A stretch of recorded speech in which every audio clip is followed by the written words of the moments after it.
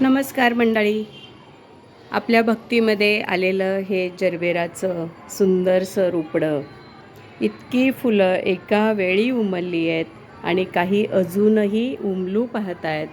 असा हा जरबेराचा कंद, एकच कंद आपण कुंडीमध्ये लावलेला होता आणि त्याला अशीच वर्षभरातून एकदाच, परंतु एका वेळी अशी अनेक फुलं येतात आणि मन अगदी मोहून टाकतात.